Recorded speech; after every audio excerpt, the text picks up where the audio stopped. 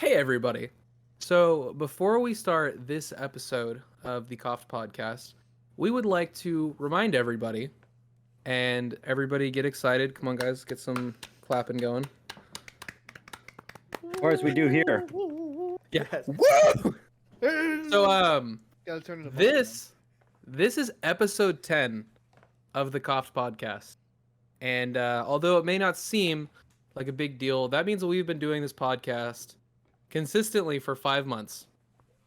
On top of that, there was some fact that I read somewhere that like 90 to 95% of podcasts don't even make it past the 10th episode. So we would just like to say thank you for listening to the story. Thank you for, just honestly just watching and supporting us and everything that you guys do. Obviously we love doing this. We wouldn't be here if we didn't do it. So on that note, please enjoy episode 10. Thank you guys. We genuinely really appreciate it. Really do. Yeah. And with that said, previously on the K.O.F.T podcast. Tuberculosis. From the woodworks, you see about 5 people coming out. They're wearing masks completely with black hoods over them. Alexander, you see that these are members of the Order of the Black Flame. You see walking Sherman Alabaster Crowley, the very flamboyant detective who was hot on the case of the murder for Lane. Simultaneously, all of them start to walk towards you guys. In this moment, the door to the tavern swings open. You hear it almost crack the wall as it swings open. The bartender runs out and he goes, "Come with me! Come on! I can get you out of this! Come on!" Okay, here's what you guys are gonna do. You're gonna run through this cavern, and then what it's gonna do is there's gonna be a little bit of a door. You're gonna push up on the door, and you're gonna have to push hard because grass and weeds grow over it. And it's gonna take you to a clearing. You're gonna get to that clearing, and you're just gonna run straight. Alexander, as you walk through your door, you see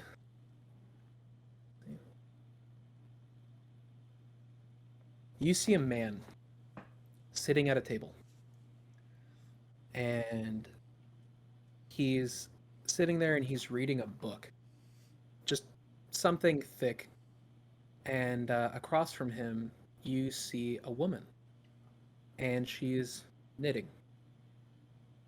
And as soon as you walk through the door, the woman looks up and says, "Son, you're home." Lance, Oh boy. you put your hand on the door, and the door kind of creaks open, and you feel this intense feeling of joy because you see a woman sitting on the couch and she's reading this tiny little book, and she's sitting leaning on the couch, kind of like I don't know how to explain it, with her legs kind of like on the couch leaning up against the armrest as she's reading. And she looks up at you and goes, "Lance, sweetie, you're home." Aldron, as you look at the outside of this door, you feel this presence of, wait a minute, and you remember that this is the door to your house, and you feel so excited. You push the door open, and sitting there, you see your mother and father, and there's a nice warm fire in the back of the house, and there's 2 tanning racks, and your father is kind of tanning one hide, your mom's tanning another hide. And she looks over at your father and she says, "No, you can't go so fast. You're gonna scratch it." And your sister is sitting there and she's out of breath and she's like, "I did it. I beat you." As you sit there and you go, "This doesn't seem right," you fall. Right on your back. Ow. And as you look in, you see complete pitch black darkness, and above you is like this gooey stuff like dripping, and it looks almost like a cocoon that you fell out of. And you look around a cave, and you see two more cocoons, and right above you, you see Holb, the man who you were meant to kill, and he goes, shh, shh, shh, shh, shh, shh. You gotta be quiet. It's gonna find us. And all the leaves start climbing up the branches, all the grass goes around the tree, all the little mushrooms go around, and the tree starts to and starts turning into a humanoid creature. And you see the heart of the tree lowering, going straight into the center of the tree, being protected by all of the creatures. You see a head of a giant mushroom start to form. You see the white of the mushrooms start to take over this tree, and now you see this giant 8-foot mushroom creature, and it looks at you guys, and it just goes running back to the tavern of where you're at. You see the very tip of the tavern, and it's starting to sink. And as it's sinking, you guys are running closer and closer and closer. And at the front of the tavern, as you guys are running from the side, you see the car is still there, and the tavern is sinking, and the car is starting to get a little lower and a little lower. And you guys are running towards the car to get it going. And out of the tavern, you see the man, and he's screaming, "Take me with you, please! Please take me with you!" In the rearview mirror, you guys see the forest behind you falling apart. What the And fuck did we just You do? get to the point of where you completely stop, and you and the forest stops right behind you, about 10 feet from where your car's at. And you guys get out, and you look and see a canyon. Where we left off, you guys pulled the car over. You got out, and you looked at the giant ravine, something that makes the Grand Canyon look like a mud puddle. As you guys are staring at this just gigantic ravine in the middle of the woods, realizing that there is just nothing here anymore, the thought crosses your head of what you've seen in that cavern. Alexander, you saw your parents in a way that you've never seen them before. You saw your mother alive and happy. You saw your father actually proud of you, actually excited to see you. And that's something you've never felt before. Lance, you actually learned the name of your mother, Amber. Something that you didn't even know because she had died when you were so young, when you were taken in. And you got to see her as an adult, and you got to see her happy and living. Uldrun, you got to finally go home with your mission done. Your father finally cracked open his aged beer. Your mother was cooking dinner, and your sister was there, and everything was great. And then in one foul swoop, all of that was taken away from everybody. You guys lean against the car, staring into a cavern, staring into a giant empty void of nothingness.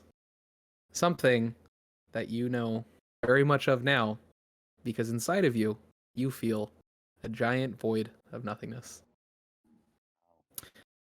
The Profound. road. What? Nothing. But The road points north, and that's really the only thing that you guys can see.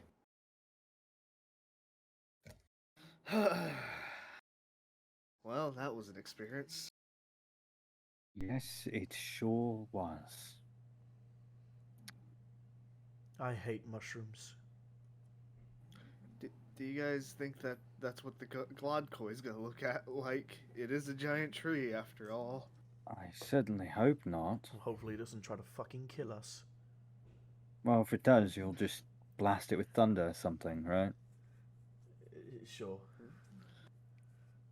Alright, let's get in the car. It's. Everybody, roll a Fuck outta perception. here. Roll a perception check. I didn't check my dice today to see how they're going to be rolling. Oh God. The answer is bad. The answer's bad. The answer is not great. You just gotta roll higher than a 10. Hey, well, guess what? I rolled a fuck sexy, you. tasty little 5. I rolled a 7. 8. I rolled an 8, motherfucker. All right. We don't see shit, dude. Dude, are we even in a car? Jordan's so upset. All right. Well, let me check my other die. All right. Do we I'm have using that one. advantage? The You know what? headlights are You on. guys Do we are. have You advantage? know what? You know what? No. You know what? You guys are leaning against the car. Yeah, I'll give you guys advantage. Yeah, I'm using let you have different this one. dice. All right, that's a lot better. Yeah, that's a 15. 10. Oh wait, no, plus 2. Never mind. 12. 12. Yeah. 22. Okay. You know what I'm gonna do? You know what I'm gonna do in this moment? Because you guys all rolled good. Yeah. I know exactly. On the I know first try. Yeah, we all I did know it on the first exactly what time. I'm gonna Cutting do. the other one out. I know exactly what I'm gonna do and how I'm gonna do this. Oh no. The three of you are leaning against the car, and all of you are just frustrated with your experience. And Lance, essentially, I wouldn't say being the owner, but being the main driver, being the person who cares The for this owner. vehicle, The captain. the owner, the captain of The this captain of the vehicle, Metal Beast. leaning against the trunk of the car, staring, looks up to the sky and sighs. Go for it, Lance. As he walks over, opens the driver's side door, pops the trunk, and to reveal hundreds and hundreds of rotten potatoes in the back of the vehicle. I cast Thunderous Smite on the potatoes. Do you? No, I'm just kidding. Oh, please. In case you don't remember, when you guys escaped from the Bullywog's cave, they I do left a bunch of remember. potatoes in the back of the car. I forgot I about do that. remember that. It's been days. It's been They're weeks. rotten. They're rotten Well- and disgusting, and now you got to pull all these out of the car. Unless you're just gonna keep living with it. I'm gonna let you know though. You know, after this whole experience that we just had, boys, I don't really give a fuck about these potatoes. I mean, there's an abyss right here. We could get rid of the potatoes. Yeah. Yeah. I Like, can just imagine Ultron just little further, too far, get out, get out. All right, just falls in. Looks like we're walking north. all right, boys. I have an idea. To make this fair, and who has to clear out the potatoes? I It's pull Lance's out. car. No, I pull out one of my like little bronze pieces that I have. Heads or tails, boys. Call it in the air. All three of us. Wait, what? Wait, How does that hold on. work? There's That's three two of us. sides. That's two sides. Yeah, and he pulls out a dagger and he puts an X on the top and he goes heads, tails. Right, but that's two sides. Heads. There's three of All us.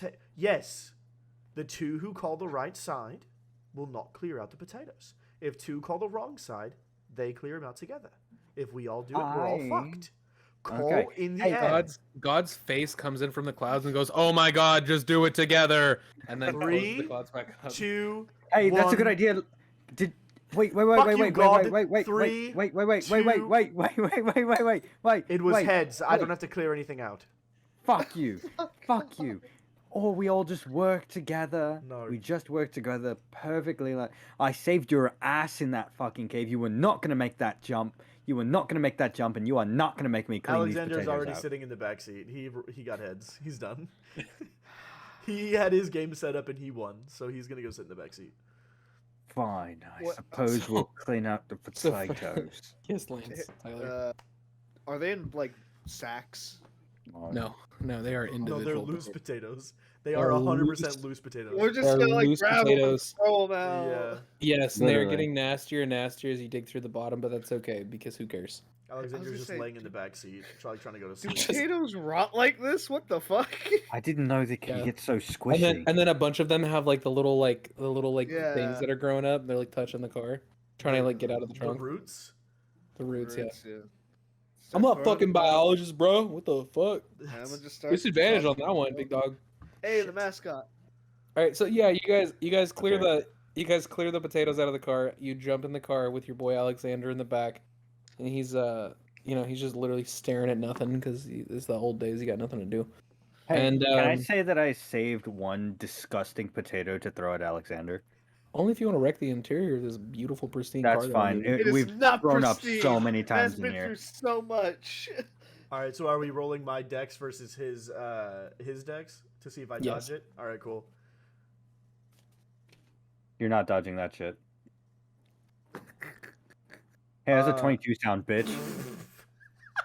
Sounds like I beat you with a fucking 9, bitch. You throw a potato right at his cheek, like perfectly on his cheek, just splatters. And I rolled a Blood. 22 Constitution check, so I don't throw up. Eat a dick. All right, yeah. Congrats. You don't throw. Actually, you're like, I like the smell of potatoes. This is fine with me. I like this. Alexander puts it in his pocket. All right, And let's it's a stress ball. It's a stress ball. Watch all this happen All and right, go, why? let's get out of here. Yes, I you guys. can't. He's laying in the You Did back. guys that really start, get you? That was fucking gross. He put No, the my fucking- potato. Alexander put the potato on top of a dagger and just started spinning it in his hand because he has nothing else to do. Awesome. We've spent 15 minutes dealing with potatoes. Let's I thought it would just be like, yeah, just throw them out. Let's go. I just wanted to get that out of there, but Jesus. All right. So, anyways, you guys start heading down the road. Expect the unexpected. And as you guys are driving, this is a very long, like it only goes north. There are no signs, and you guys are driving for miles, like maybe 20, 30 plus miles. And it's still just heading north. Everybody roll a perception check. God damn it. What is that? Oh, 19? I moved that. 15. That's a 9. Okay. So, Tyler, Lance, you're driving, and you got your hands on like what is it, 9 and 2 or whatever, 10 and 2. Yeah, you got your hands on 10 and 2, and you're just driving. And then you look in the rearview mirror to look at Lance, and then you kind of see something in the distance as you're driving behind you, and you're kind of staring at it. It's a little tiny black dot. It looks like it's getting closer, and then closer, and then fuck is closer, that? and then that black dot starts to turn into someone who looks like they're running, but that's impossible because you're going about 60 miles per hour, and you're like staring at it like. And then you look in your driver's side mirror, your blind spot, and you're like, you see him coming up. And then Guys, you see see this? a man, and he's very skinny, and he's bald, and he has kind of like a little, like, one of those like little goatees, and he's got a bandana over his head, and he's wearing really nice black leather armor, and he's just like sprinting alongside you, the fastest person you've ever seen running.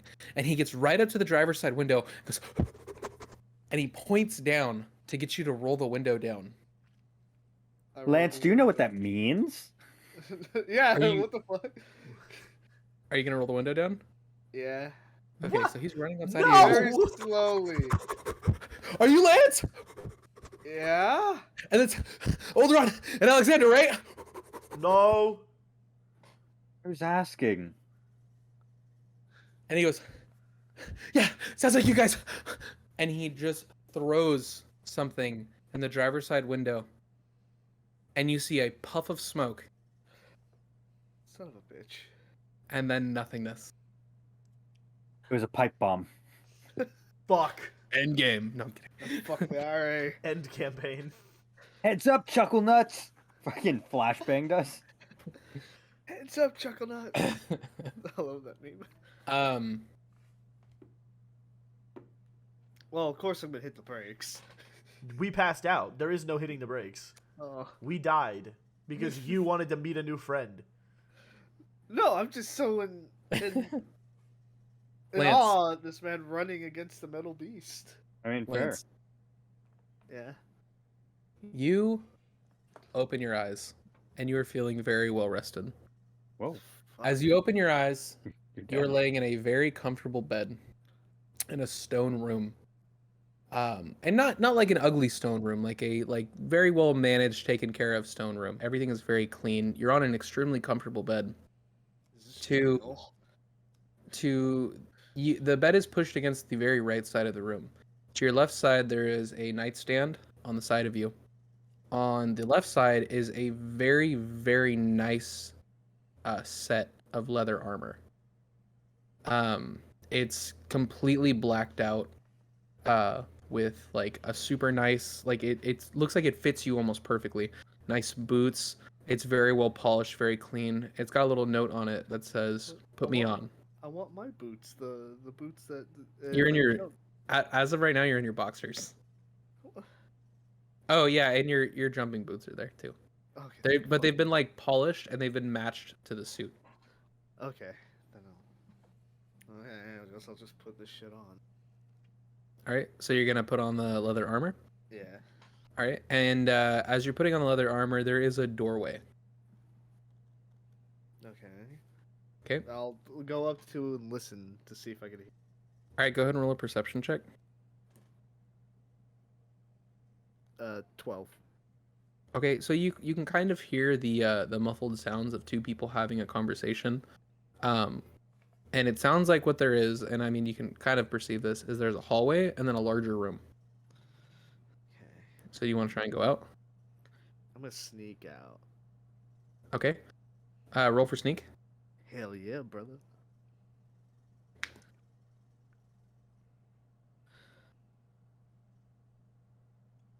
The suspense is 15. killing me. Okay, so you open the door. You crouch down. You very quietly open the door, and the door opens. No, not even a creak. And you look to your left side, or you look to your right side, and you can see the hallway kind of extends down. You look to your left side, and you can see there's a bit of a larger room. As you walk down the hallway towards the left side and you see a larger room, you stand up and immediately get out of your sneak position because you see Alexander. You wake up in a stone room, and you can see the ceiling, and everything is really nice, polished stone. And you're laying on an extremely comfortable bed. To your left-hand side is a nightstand, and near that is also a extremely nice set of silver armor. And there's a little note that says, "Put me on." Okay. You gonna put it on? Am I naked right now if I don't put it on? You're in your boxers. Yeah, I'll put it on. All right. I'm gonna stretch So- first and then I'll put it on. All right. You do some good old-fashioned Little warm-up stretches, stretches. pop my back a little bit. You know, it's been a rough Downward rough dog. night. Yeah. Sunset. Oh, always downward dog. You have to. Gotta get them Hemis ready. And you so you put on the armor. Are you gonna go into the hallway to the? There's a door there. You gonna go in? You gonna I'm just gonna. kinda sit I down? want to do a perception check on the room. I want to see All right, go kinda ahead and roll a what, perception check. like, see if I can find anything else. See if there's anything going on. If I know, like, with a 17, can I tell where I am, or like anything about the room? I mean, like the thing is like you can just see that it's a room. It's a nice area. You don't feel Okay. like you're in like a prison. Do I feel but- safe? You're not Ish. entirely sure.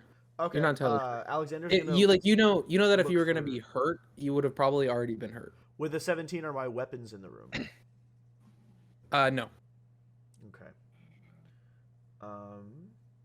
Yeah, I'm going to slowly open the door and try to see if I can see anything out there without getting caught. Okay. So you you walk out, and as the door kind of creaks open, you see Lance sneaking past, and then he just stands up, and you, feeling comfortable, walk out there, and you see Uldron. You awaken in a stone room, and you are on the most comfortable bed you've ever seen. To the left of you is a nightstand, and you wear leather, right? Yep. Okay. And you see a extremely nice set of leather armor. It's brown with like some green trim. Really nice, comfortable boots made for jumping and climbing. They have a little bit of grippage on them. Oh, nice. And I mean, like it's perfect, right? Like an extremely gorgeous set of armor with a note on it that says "Try me on." Aldrin is going to try it on. So you, what is it? Don your armor. So you put on your armor, and there is a door. Do you want to leave the door? Yeah. Yeah. So you're gonna walk out. Are you just gonna walk out? Or Alden's you just gonna gonna try to walk out. Oh, like I don't have my weapons, but All right. actually, So- wait. Let me think. Oh, never mind. Yeah, that's fine. I'm just gonna walk out. Okay, so you open the door. As soon as you open the door, you see Lance kind of scuttle right past you, and Mhm. then you kind of turn your head to the left, and you see Alexander kind of walking out almost behind Lance, and you jump kind of right in the middle. And as soon as Lance gets to the very entrance of the hallway, he stands up and looks in confusion. And you get to the entrance of the hallway, and you look in confusion. And Alexander gets to the hallway, and he also looks in confusion as all of your jaws drop. As Wally turns his head and goes, "Ah, you boys are finally awake!" Alexander runs to hug Ollie. Same. Runs to hug Wally immediately. Same. All right, so yeah, you guys all Oh, run finally and hug awake. Wally. I knew it. I Um, fucking knew it. Fucking looks at him knew and it. he Well, goes- I don't want to hug. Alexander I- leans I'm back not and he hugging takes his you. hand and he's just, I did everything I could, Wally. I'm so sorry. I couldn't save you. Are you all right? Did the burns? Are you okay? Wally kind of like smiles and he's like, "Yeah, we're gonna have to talk about that. Everybody, so a couple things. First things first, I want to let's forget about all the mess I put you guys through. I'm gonna explain it just a little bit better here in a minute. First things first, the man who put all of you to sleep, his name is Hummingbird, and he puts his hand out and he's like, "You can call me Hum for short. That's what everybody calls me. Uh, what, Tyler? Humm. Shut up. No, it's just because it's like what a weird. Yeah, the dude ran so fast he kept up with a car. All right, Hummingbird's a fast bird. All right, and he's like, yeah, sorry, I had to put you guys out. I'm sure Wally's gonna kind of explain it all. Uh, doesn't matter though. You didn't really get the worst of it. And in that moment, Belrin, okay. In that moment, Belrin walks out through one of the doors behind Wally and Hum. And you see what appears to be a man who is made of metal. He has complete metal skin. He in a sense he looks like Iron Man kind of IRL, but not entirely. Um, and Hum kind of looks over and he goes, "At least I didn't have to knock you guys out the same way I knocked that guy out." And it cuts to a flashback of Hum running up to a giant metal man or a big metal man, and he goes, "Hey, are you Belrin?" Maybe? Okay, yeah, that makes sense. And he pulls out a little metal stick and sticks it to your head, and he sticks a magnet to your head, and you just completely black out, and then you wake up in a room, and now you are here. He fucking And Wal- server wiped you, bro. And Hard drive backup. in that moment, Wally looks over and goes, "Yeah, guys, by the way, I have to introduce you to the newest member of your guys' group, Belrin." So Belrin, You go don't ahead get and to explain add yourself. people. I get to do whatever I want. Belrin, go ahead and explain yourself.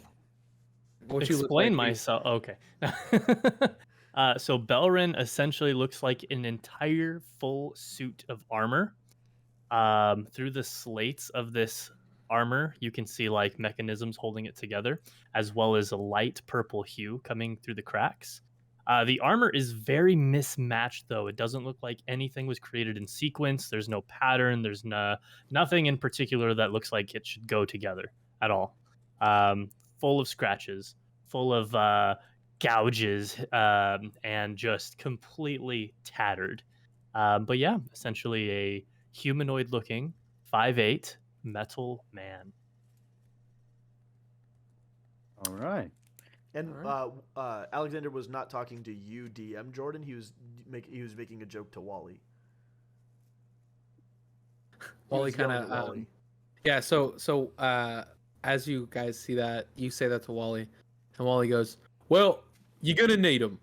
Everybody, I need all of you to take a seat." And in that kind of room that you guys are in, there is like a big long table kind of across, a Mhm. big stone table. Looks ancient, thousands of years old.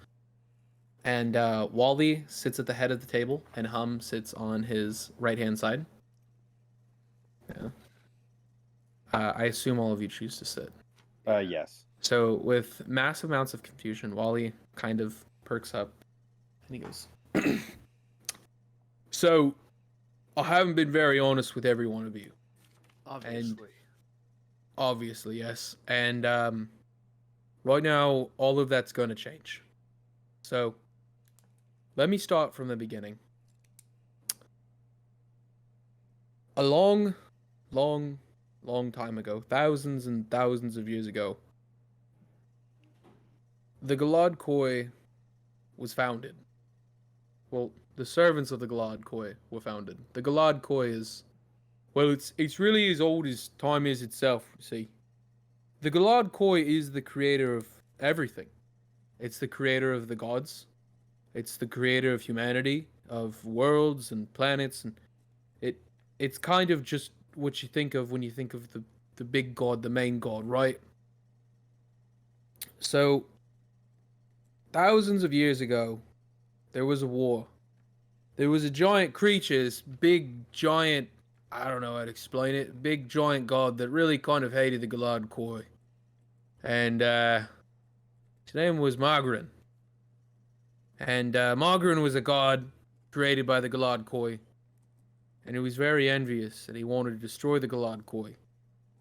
And he almost succeeded. He sent forth an army, and the army had to fight. The Galad Koi, out of protection, created metal men to help protect it. And he kind of signals towards you. And he's towards you, Belrun. No, I know And- that's what Belrin does. He does. Oh yeah, yes, you.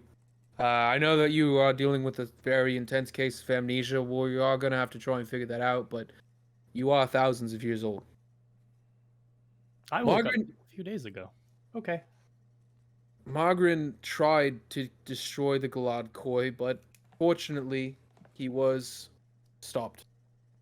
But he was stopped because other gods chimed in, and they sacrificed their lives to try and protect the Galad Koi, because the Galad Koi was the creator of gods. The Galad Koi was scarred, and it was damaged, and it was put almost on a back burner to heal, but it never healed properly. It could never make something as powerful as a god, so then it started to create humans like me, and like Hum, and like you guys, and lower life forms like animals and birds and deers and other things such as that. And well, we've been trying to get the Galad Koi back to its former self for, well, really since it happened, and none of us have been successful. Because what do you give the most powerful thing in the world to make it better? There's nothing you can give.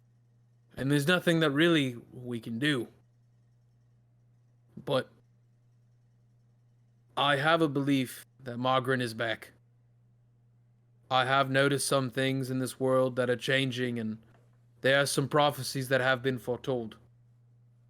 And there's really only one thing we can do to try and, well, protect everything. The world, the planets, the universe, everything. We are going to have to bring the Galad Koi back to its full health. Now, to kind of sum up some questions I know all of you are going to have. Every time you've seen me that has not been me, the Galad Koi is able to create a vessel of me, and I am able to insert my soul into that vessel. I've been in this room this entire time.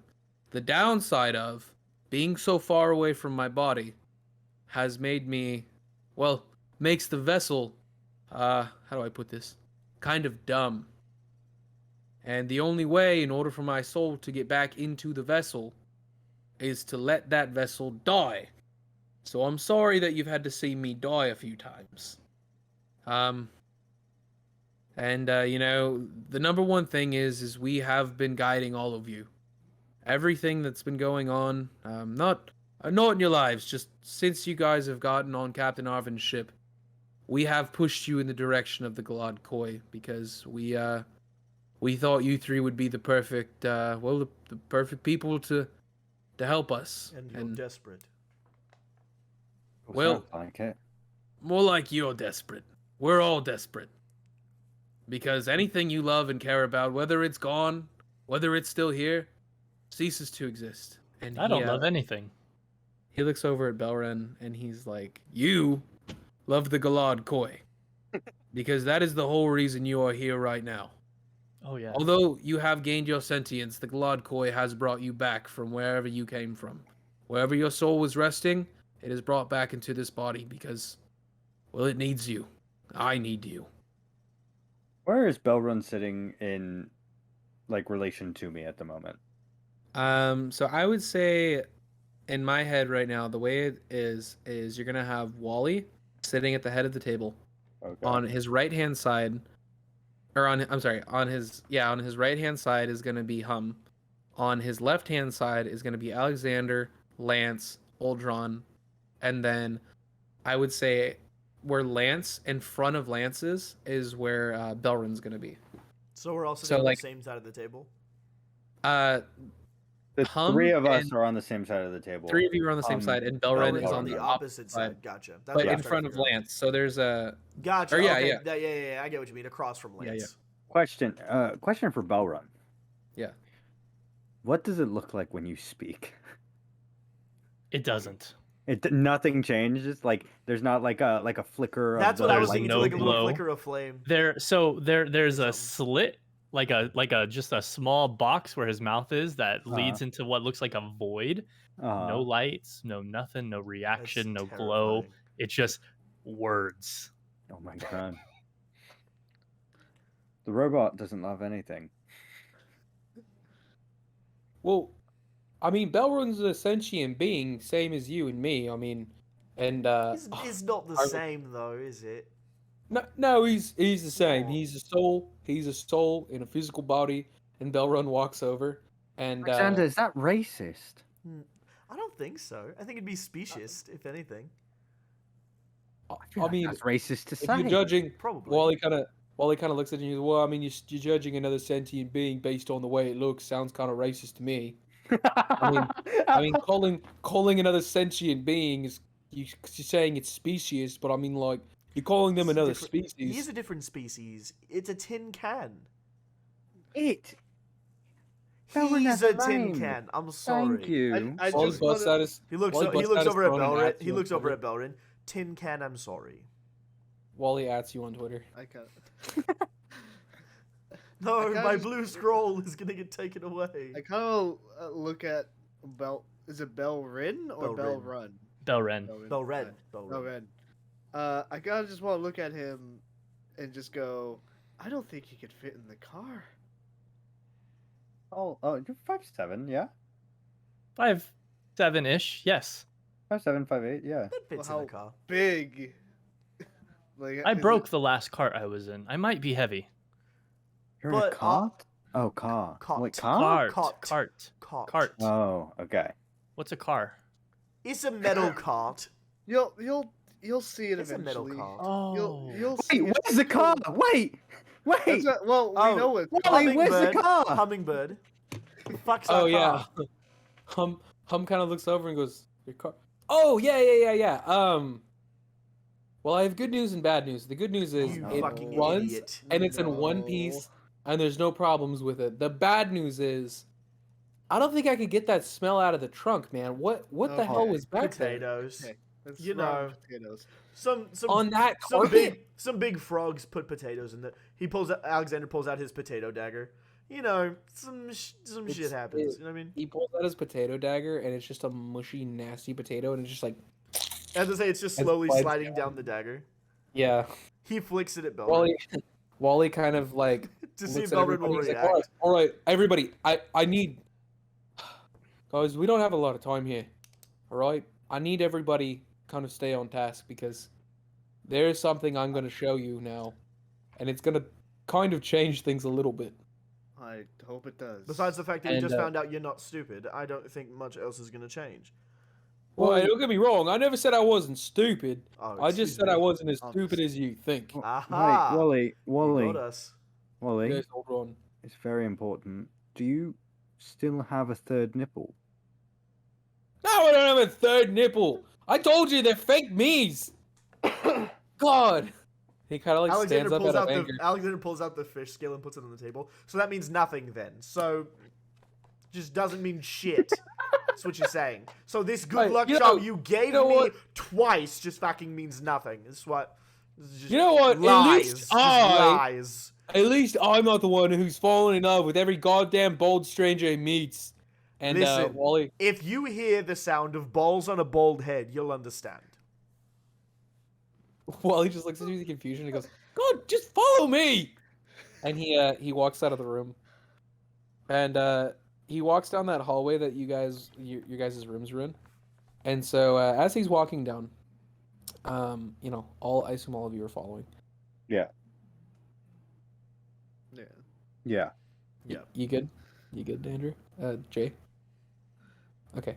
So you guys are walking down the hallway, and you guys are he's giving you a little bit of a tour. So he walks into the room that's there, and he walks outside. There's a little bit of a courtyard, and there's a few people walking around. You have one guy who's sitting there and he's pounding on metal, ting, ting, and he goes, "That guy right there, that guy is our blacksmith. His name is also Lance, so let's try not to get confused with that one."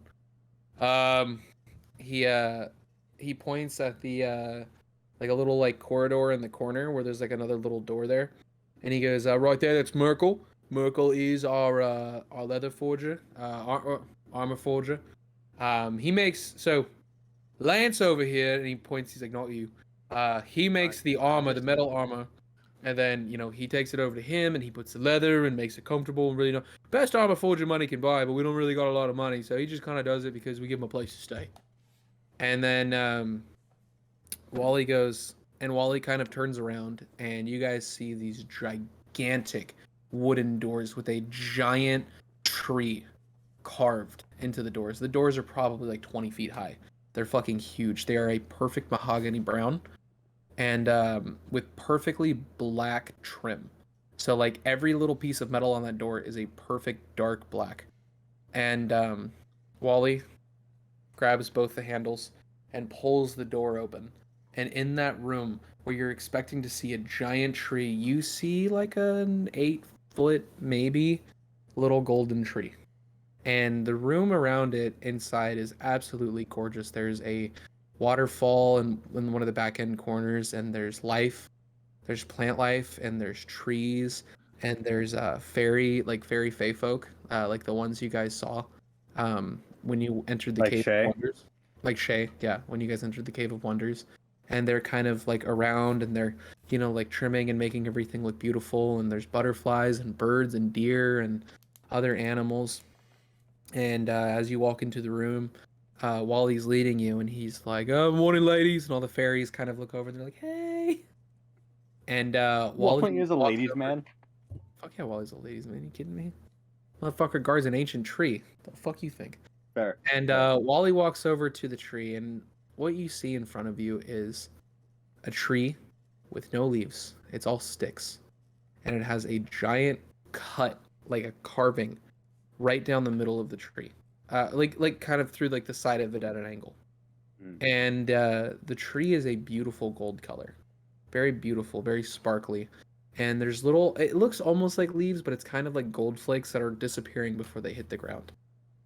And Wally looks over and goes, "Look, I know you guys were expecting something bigger, and it used to be huge, but well, unfortunately, she's losing her power. So this is the Glod Koi. This is the Galad Koi. This is what we're here for." This is what I mean, we've you're been here for it. chosen to defend. We were tasked to find it. Well, It's true.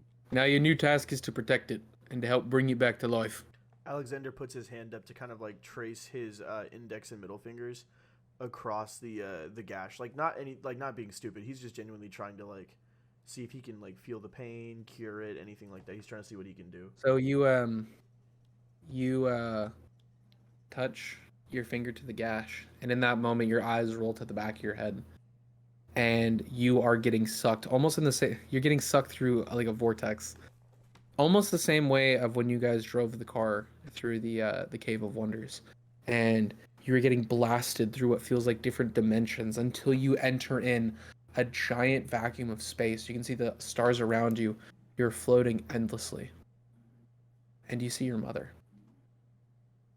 And she looks over and she says, Alexander, Yes, I didn't expect to see you here. I was thinking the same thing. Well, she kind of puts her hand on your cheek. I can feel your warmth, so I know you haven't passed away yet. Where are we? Well, this is the next world. This is where we go when we die. I've been watching you, and I'm so proud that you found the Glad Koi. And she stares at you for a minute, and a tear rolls down her face, just a little tear. And you know, ever since I gave birth to you, I knew that you were going to be destined for greatness. I know that there's a horrible evil that's following you, and I know that you're troubled. And I know that there's not much you can really do about it, but there's one thing, Alexander. The Galad Koi is the creation of all life. It is everything. I always thought it was the gods, but turns out there is something that has to make the gods, right? Always the optimist. That's what Dad always said. Always the optimist. Um, This is what you're destined to do, Alexander. You have to protect this tree. I know it may seem little, and I know it may seem minuscule, but If it's what you think I should do, then consider it done. she smiles Um, and says, I know it's what you should do. I'm so sorry. You have nothing to apologize for. I didn't. And in that moment, you get sucked right back through the vortex. And your eyes roll forward back to your head. And everybody in that moment, you just saw him touch the tree. His eyes rolled to the back of the head. And then he came back all in the matter of almost a second. He sits down on the ground and puts like his hands on his head, and he has like a ringing in his ears as he came back through all those dimensions and stuff again so quickly. And he's just trying to cover his ears and get the ringing to stop. And he's just sobbing, just quietly crying to himself, but he's smiling, and they're tears of joy. And he And looks up at Wally, and through the ringing, he says, "The Gladkoi will have my sword, and any weapon I can brandish for the rest of my life." I Didn't realize you like trees so much. And Wally kind of Just looks say I over at have the a rest of special you. connection to this one. And Wally kind of looks over at the rest of you, and he says, yeah, I meant to say too, don't touch the tree because it can do some shit, man." And Wally kind of He as looks soon up, as he says, Alexander looks Wally, up at Wally, and he says, "Touching the Gladkoi gave me the closure I've always wanted. So I'm sorry, I didn't mean to break a rule, but..." Wally kind of looks down and he goes, yeah, it can do that. And he kind of pulls out a little locket, and he kind of clicks it open, and he just, all right, next on the agenda, and he puts the locket back in his pocket. Well, I was gonna say, don't touch the Glad Koi until you think you're ready, because it's gonna do some heavy shit, and it doesn't always do what you think it is. There have been people who've died touching that tree. He kind of looks at all of you, and he's like, Belrin, don't touch the tree. Not until we can get some of your memories back. Aldrin is immediately going to touch the tree. All right. Aldrin heard die, and he's going to touch the tree. All right. Here's what we're gonna do. You're gonna roll a dex check, and I'm gonna roll a strength check, and if you can beat it, you get to touch the tree without Hum stopping you. Okay. All right. What'd you roll? I rolled a 17. So you run over to touch the tree, and Hum jumps in front of you, and your arm just shoves him back far enough that your fingertips touch. the tree. And your eyes roll to the back of your head, and you get shot through the void of space, Mhm. and then you are floating, and around you see stars and the Milky Way and the beautiful galaxy, and then you see your sister, and she's kind of just like sitting almost, and she's got like her a good way, like where she's sitting with like her arms are kind of like around her knees, Mhm. and she sits up and she looks at you and she goes, Aldrin, hey. Hello, Adira. um That tree fucking killed me. and she kind of walks over and she puts her hand on your cheek. She's like, no, you're warm, so I guess you're still alive. What, Hmm. you found the Galad Koi? Yeah. Yeah. Sure did. Do you know about it, like how it's like the creator of all life? And Yeah, a good friend of mine just told me about it. yeah, that's when you die, the first thing you do is you enter and you get the tree and you touch it, and then you you get to kind of just learn everything, Hmm. I'm still looking for mom and dad. I haven't found them yet. I know they're around. Sometimes I feel like I hear them, but I don't know. This is weird, but I'm at peace. This is nice. I've been keeping an eye on you. I know you're probably not really gonna take my advice or really listen to me, even though you know I'm smarter than you, and it's a given. You've said that your whole life. Aldron, if you don't help Wally, if you don't help anything, everything is gone. Even the afterlife. Like, everything is just ceases to exist. Like, when you die, we're probably gonna see each other one day, and we're probably gonna be able to at least be together when we're all dead, but if this tree dies, we don't get that anymore. There's nothing. It's just endless void for eternity. And I want to find mom and dad, Aldron. Can you just do this for us? For me? Yeah. I want to find them too. So I suppose I'll give you a bit of a head start.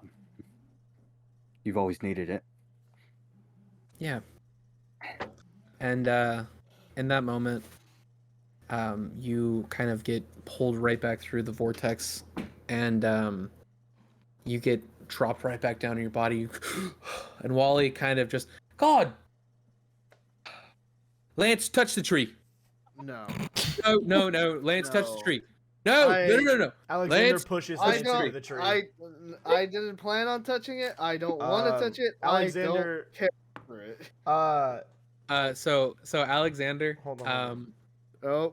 Yeah, Alexander's gonna Okay. push him into the tree for Alexander, roll a strength check. Tyler, roll an opposing dexterity check. Ooh. sure. I'm gonna go into a rage so I get advantage. I'll let it happen. You're getting 15. pissed that he doesn't want to. What? 15. 13. You Steven? said just straight up strength. Yeah. Strength. I mean, plus 18. your strength. All right. So You're touching the tree, so- bro. You gotta push me So, on top of his Alexander's Alexander- gonna grab Lance by the back of his neck and push him face first into the So, Galad so Lance is struggling, and you're kind of like, "Come on, man, just touch it." And then Don't Lance, you want to be like the you're cool kids? your And he pushes cheek- his face into the. Yeah. Your cheek like gently touches the tree, and your It's not eyes roll to gentle. the back of your head. Hey, Lance, it's not And- gentle. I slammed your face into the tree. Fuck up. You hit him so hard, your health goes up 20 points. No, I'm kidding. So you go through the giant vortex, and I want to get to that point where everyone sees whoever the fuck is go. God damn it! Yeah, so you're just flying through, and you're like, ah! And you get into the void of space, and you see the stars and the Milky Way and the galaxies, and there's nobody there. Yeah. There's nothing there. Mm. You're just floating. I And think like always. You feel at peace while you're there, but you are a little bit disappointed because everybody got to see something great, but you don't know what you're gonna see. And after what feels like a couple minutes, you get sucked right back down into your body, and you wake up and you kind of don't feel any indifferent about anything. And Wally looks over at Belrin and he says, "All right, Belrin, as much as I love for you to touch the tree, that time will come." But and he puts his hand on your shoulder and he's like, "Look, you have amnesia, right? Is the problem is they're gonna be you're gonna see well you're gonna see people who've died who love you, and you're gonna see a lot of shit, man. And the problem is, if you have amnesia and you don't know what's gonna happen, like you might fucking explode. I don't really know. So Wally, just don't touch the tree." I put my hand on Wally's shoulder, and I look at him with my cold, dead steel face, and I say, "Human-like sentiment." And I nod, and I just turn to the group. Alexander has his hand on Belrin's forearm, and he's slowly trying to put Belrin's hand onto the tree to see if he'll explode. He's just like You know what? like trying not to Roll get a- caught. Just like Roll a sleight of hand, Belrin. Roll a perception Oh, check. fucking hell.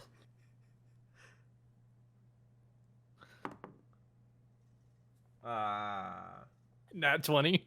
13. So you're like trying to move his hand towards his body, but he's just like a machine. So as you're trying to pull it, you realize his hand like isn't moving, and he just like looks over at you. Can it be so my hand just kind of comes off? Yes, your arm. Oh, I'm just comes- enraged. So yeah. It just like Alexander looks I look down over. at it, and he looks over at Belrin and he just waves. I want Lance to Cheers. just be doing what I'm doing. That's my good arm. Hey, Can I have that back? Arm wrestle for it. Alexander.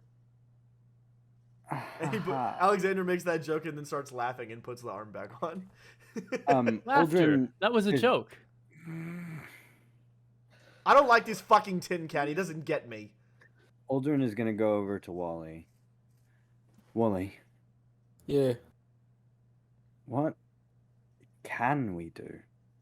You said that there wasn't anything that we could give to the Glodkoi to help heal it, but Well, there has to be something, right?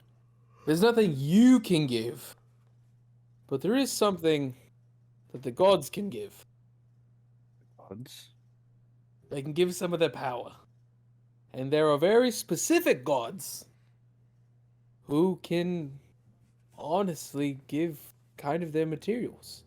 You see, the Glodkoi, even though it is a tree, and it is an all-powerful being of unknown multitude, it is a plant. And there are 4 things that plants need to survive. Water, nutrients, Gin and tonic. sunlight, water, nutrients, sunlight, Vitamins. Soil? Yeah, I was gonna say it's gonna need Vitamins. at least soil to be potted in. yes, water, soil, nutrients, and sunlight. And, well, I think you already know where to find one of those. Agramara. Agramara. Agramara. So- Cheeky bugger. We have to Now- get Agramara to give us water. We have to kill mean- Agramara. What? No. Whoa, What? that's Whoa, weird. whoa, What? hey, hey. Whoa. We don't. I'm gonna. Was I the only one getting that we had to kill them? You don't have to Yeah. kill Agramara. We don't. No, she'll give you the water. I thought. Okay, you said they had to Oh, give up some alright, of their alright, power. alright, The alright. only god I know well No, would no, never no, do that no. without dying. So 2 in plus 1. That's the problem. Is the gods are willing to sacrifice their lives for the better of mankind. Well, some of the gods are willing to I was sacrifice. gonna say we've The met problem a is- few. Not nice. The problem is that a portion of them are not going to do that. But the 4 that are willing to help are, well, Agramara is willing to give up her life, give up her soul, her eternal for it. Tristane, he's willing to give up. He's kind of a I wouldn't say a god of earth, but kind of like a god of like the dirt, god of the soil, maybe. There's so many gods. I don't know what to do with them all. There's Filoni. He's the god of mineral. He's willing to give the nutrients his life up for that. And then It this was one's a what little god? bit of a Sorry, bugger. hold on. What was the nutrients? So Agrimara. Yeah, So soil is Tristane. yeah. Nutrients is Feloni. Not spelled like felony. There's an H in there. So I F spelled E it L like L fell and then baloney. O. Kind of, yeah. I spelled it Philloni. You know, it's a F. It's Felloni. I'm gonna give it to him. I don't care. As I long know. as you pronounce it right. I know. And he goes, this one's gonna be a little bit of a bugger, but well, the sun god, Raiden, is willing to give up his power. I don't know if it's gonna get rid of the sun. I hope not, because then I don't know. I guess the God Koi, if it comes back to life, is gonna do that. But here's the problem: is we don't know if this is gonna work. And well, the thing is with the gods is the Earth is the first home of the gods, so their temples, their souls, everything belongs to Earth. Even though they do not live in this dimensional plane now, all of this stuff is on Earth. And the problem is because the Glod Koi is just a tree. I don't know how to talk to it. No one else knows how to talk to it. So you guys know anybody who knows how to find at least the waters of Agrimara? I could Sort of. try to channel divinity. He could We always know go a back to the fisherman. island. Yeah, we could go back to the Yeah. island. Because that guy knew Agrimara. He knew her well. I want to look I at guess- Wally and just go, this all seems very complicated. And we don't even know if this is gonna work. Wally puts his hand on your shoulder and he goes, I've dedicated my whole life to this. Well, I have. Fuck yeah, it's complicated. Wait. So, you're making this sound as complicated as it is. It's very simple. Is there, I mean, has anybody shown up opposing the Golodkoi at the moment? Well, that's kind of the problem. No. But I don't think that's a good thing.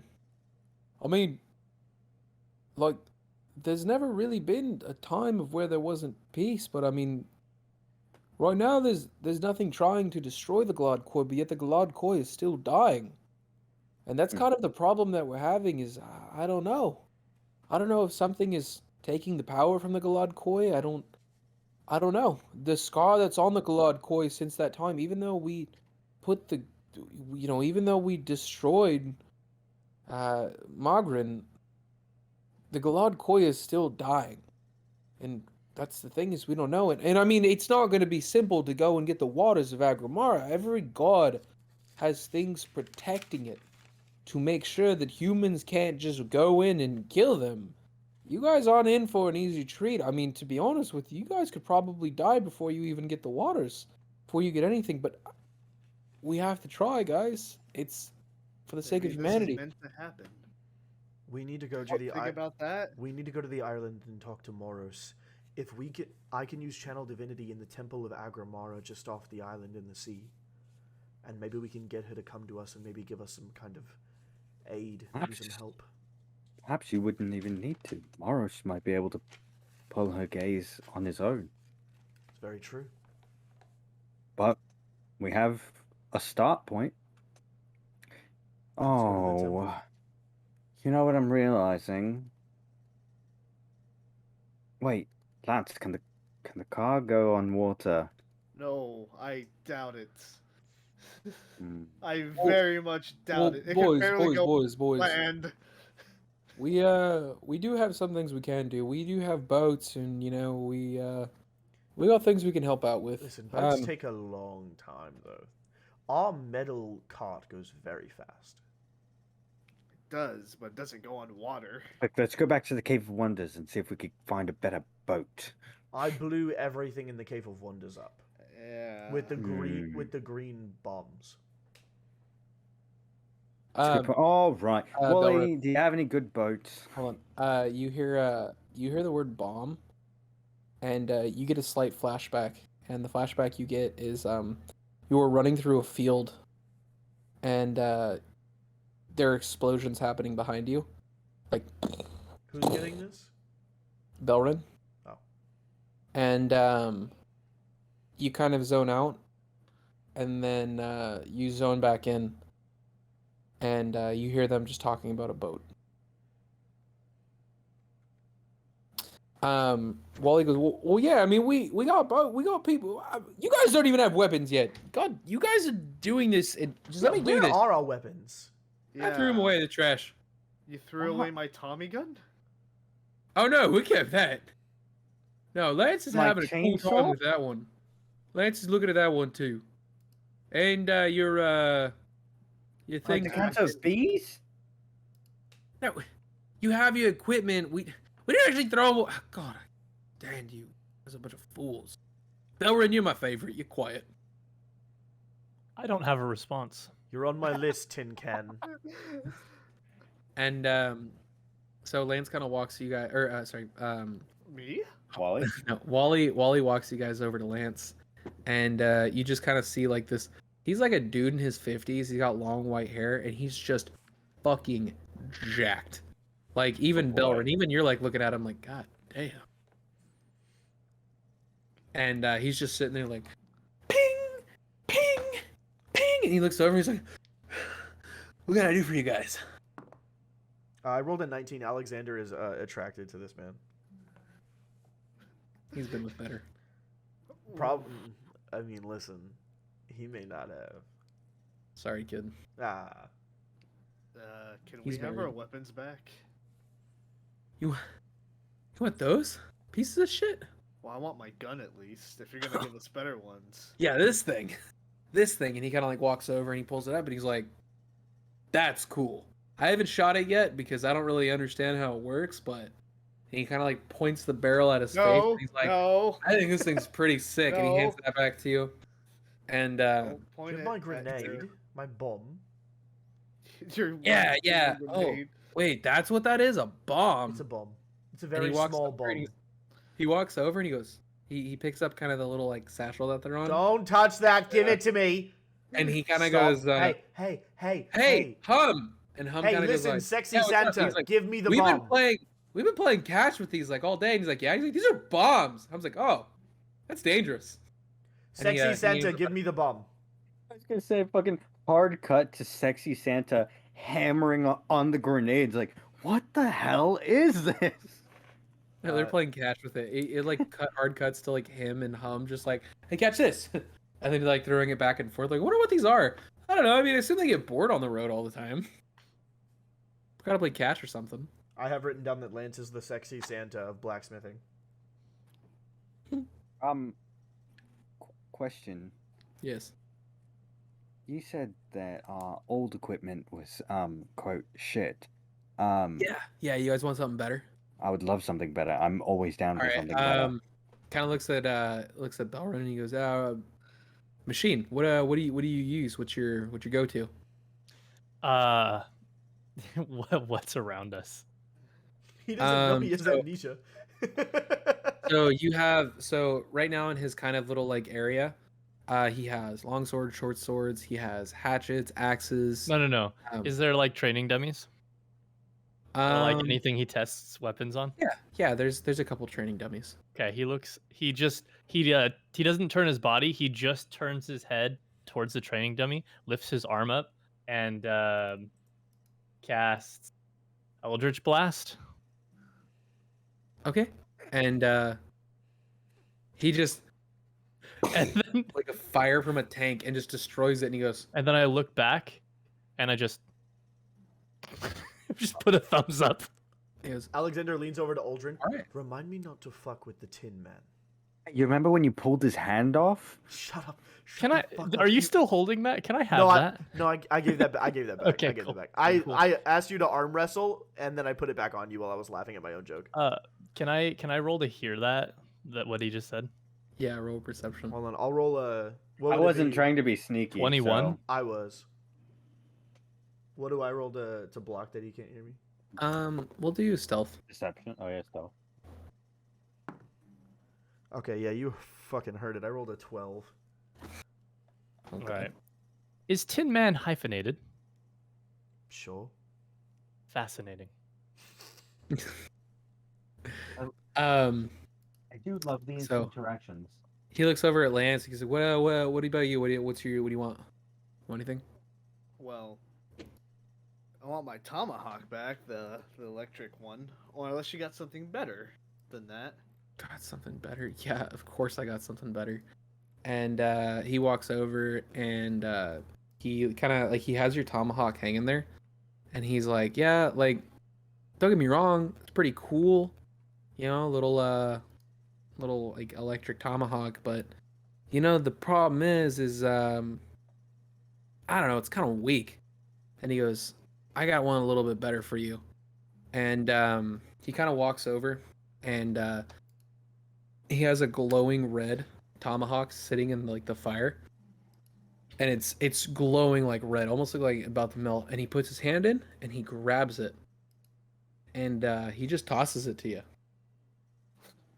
Well, And do I does have not. to do a dex to see if I even catch it? Yeah, go ahead, see if you catch.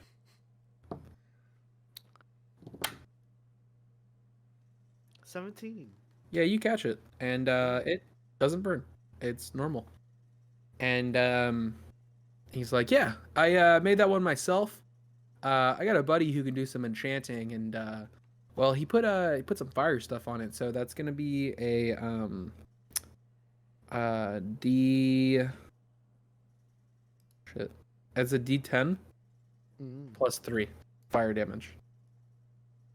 Any creature you fight that's immune to fire damage is going to take double of the fire damage. That's immune? Or not immune. I'm sorry. Resistant? No, not Yeah, resistant. resistant. Resistant. So any Or creature weak that's to it. Resistant means that weakness, they take weakened. less, yeah. Yeah, weakened. So any creature that's weakened to fire damage is going to take double of the damage for So fire. it'd be 1d10 plus 6. Yeah. And then he's like, "You want anything else? You want like a bow or anything, or?" Got a crossbow? Do I got a crossbow? Yeah, I got a crossbow. And he walks over and he grabs a crossbow. He's like, "It's just a normal crossbow though, and it's if you want it, it's a D6 damage." Sure. All right. I He gives you that and some gives you that in a bag of bolts. He looks on over at Oldron, and he goes, "What about you? What do you mean?" I'm an archery man myself. I'd love a new longbow. Longbow. Okay, cool.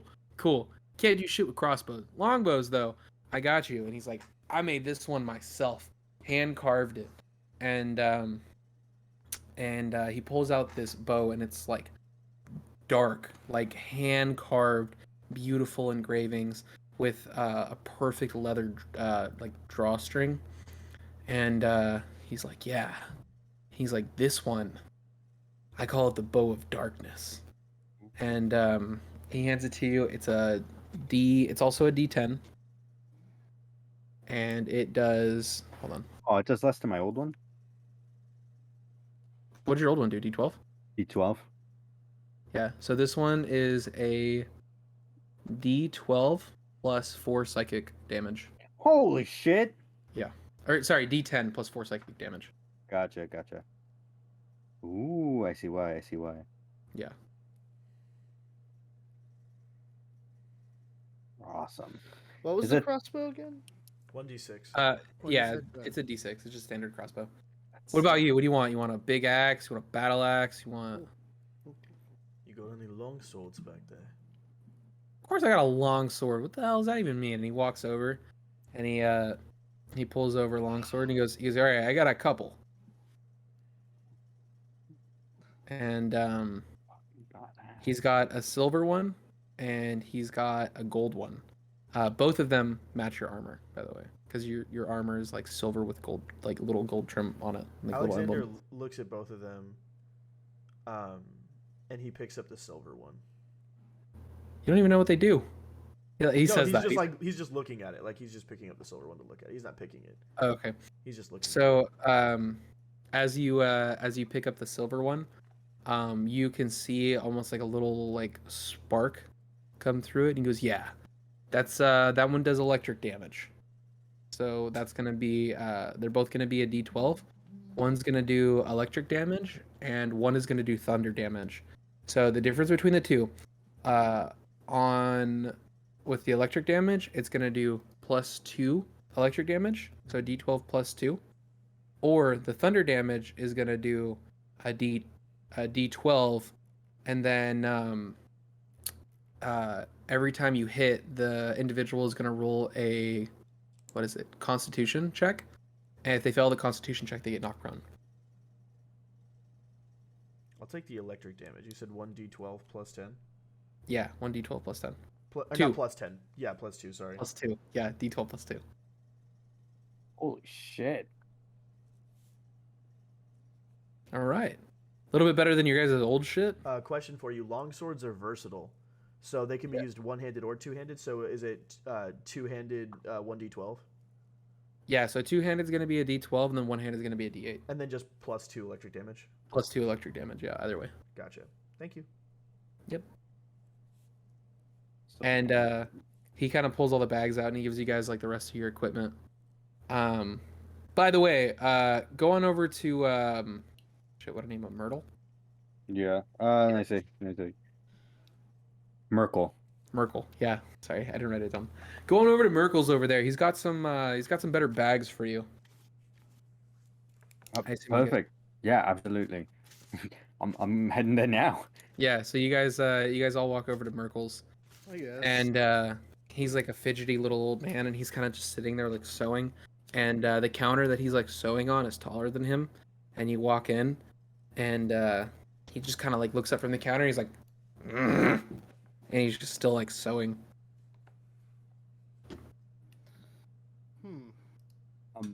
Merkel, is it? Yeah, what? Lance just sent us over. He said something about some new bags. Oh my god, you people are so needy. And he kind of like slams what he's doing on the counter, and he like gets down from his chair, and he's even shorter than than you think he is. And he kind of walks on over, and he's got a little cubby hole with 4 bags stacked, and he grabs them and he just throws them over the counter, and he's like, "Get out of here! Just get! God, I can't stand you!" And then he walks away, and he goes back on, and he starts sewing again, and he's like, "God damn, can't even get anything done around here." And he gives you guys 4 bag of holdings. Woo! Oh, Wow. Fancy. Time to go grab some villagers and shove them in there. this isn't Minecraft. Jay's all like, Minecraft? Can we play Minecraft? Can we play Minecraft? Minecraft Dungeons and And Dragons.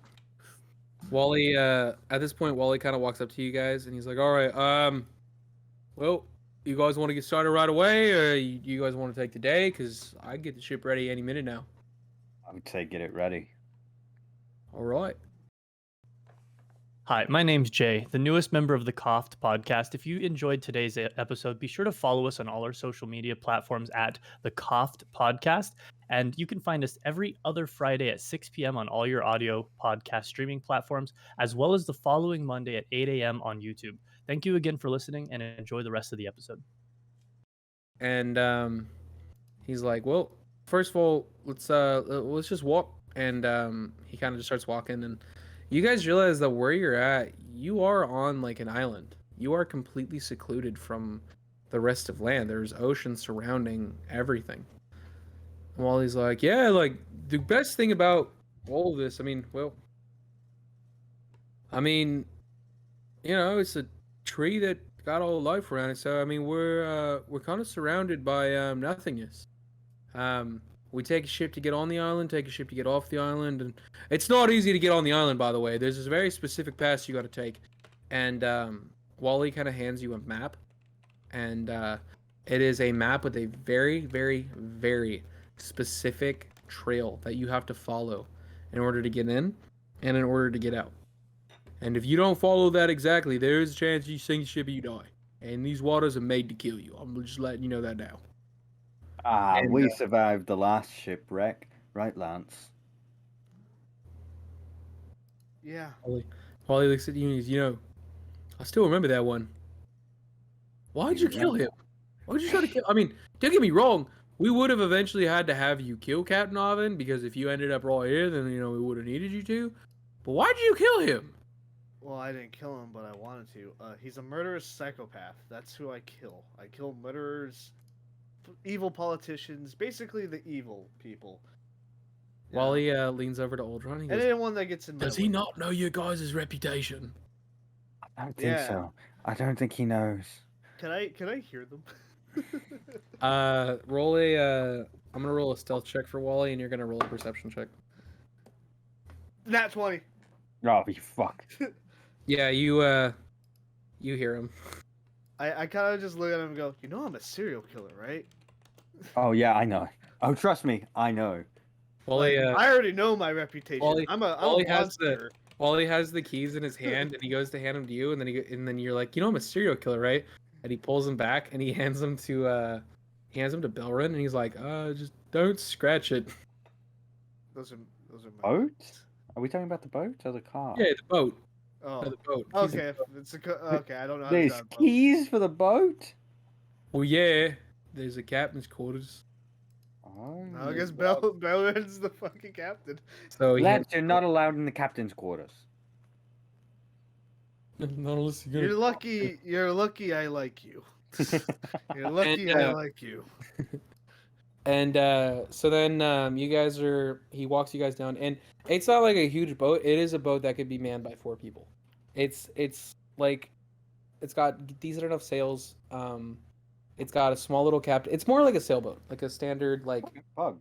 like 2 to 4 people. But Hey. anything more than 4 is It's really my papa's pushing. yacht. Really It's popular. my dad's yacht. He built it himself. Oh, It's is a that Steven? potter's boat. Oh, Steven's. We stole Steven's boat. It says property of Steven on it. Come on, says- Jordan, do the it voice. You flash back to Steven, and he's at the lake, and he's got these 2 hot women with him. He's like, dude, I swear to God I had a boat. I'm not kidding with you. You guys know how rich my freaking dad is, dude. I don't know what the hell happened to this freaking boat, man. And then he turns around, pissed off, and he sees his cart rolling into the lake, and it rolls down. He's like, oh my God! Oh, my dad's gonna be so pissed! And then cuts back.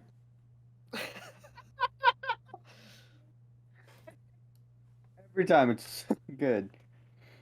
Oh, man. God. Well, So Wally, there's a couple of guys down there, and they're kind of just getting done loaded up the ship with like food and everything that you guys need to kind of get ready for your adventure. And Wally goes, "Oh, it's good, boys. Thank you." And they're like, "Yes, yes, Wally, thank you." And then like they both leave, and then Wally goes, "All right, now you're gonna sail out going north, right? But when you get to the 2 split rocks, you're gonna make a sharp turn. You're gonna start heading east, and then you're just gonna keep going straight in that direction. You have to go almost completely straight. Try to don't stray away. There's sharp rocks that are made to damage ships. Once you keep going, you get out of the water line. There's a mist. When you're done traveling through the mist, you're gonna be able to see some land, right? Once you see land, you can start heading that way, and you guys can get a good pinpoint of where you're at. And then that way you can sail and go to the island of Agramara from there." I do have a question, you Wally. Yeah, what's up, Lance? Where's my car? We're getting it detailed. I think they're gonna try and get the potato smell out. I hope so. I God, don't I think hope there's so. any getting that smell out. Oh shit. Well, So you guys just getting on the ship? Yeah, let's get on with it. Let's get some of Agramara's water. yeah. Just can't wait for this to be done. Okay, so you guys get on the boat, and do me a favor, everybody except for Belrun, roll the d20. Let's go get Agramara wet. 15 and 11. Ah, that's a 6, baby. All right, so Tyler, you know how to sail a ship. So just said I don't you know. guys Lance, get on the ship. master of craft. Uh, master Hope we of find a baiting. plane. The masturbator, if you will. Oh, Hope this we is find a plane that you have to fucking fly to. that'd be great.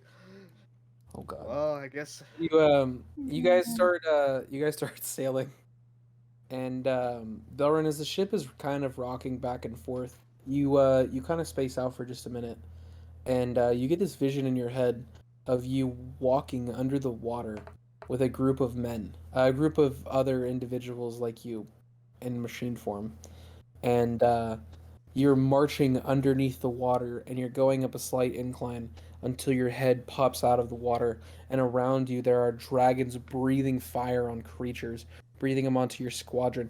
Your group gets into formation, and you guys launching the cannons that are your wrists, and there are explosions everywhere. Uh, and you can't help but feel that this battle happened almost somewhere in this area. And then you zone back in.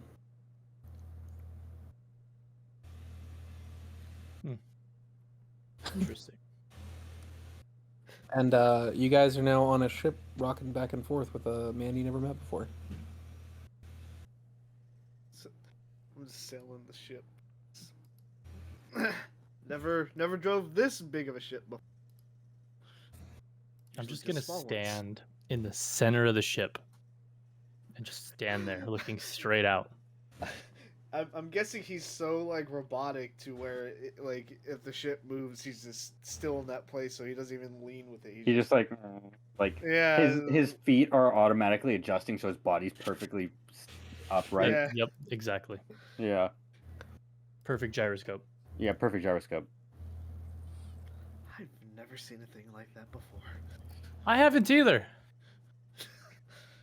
Okay. You know, the last time we were on a boat, Lance, I called you Barnacle Boy. Well, I really don't think I'm gonna. Do you want to scrub the throwing barnacles? Do you want to scrub the barnacles for old time's sake? I will throw you overboard. You will try, my friend. Or I'll throw you against him, the robot. I feel like that would be funny. I feel like that would hurt. Also, hey, what's your fucking language, dude? Did you not see him fucking blast that dummy? We have Darwin, been in go a ahead cave and with roll somebody a- trying to kill us. Hmm? Wait, Roll a what? perception check to see if you can hear them talking about you. 19. Yeah. You hear them talking about you for sure. Okay, cool. Alexander, what are you doing?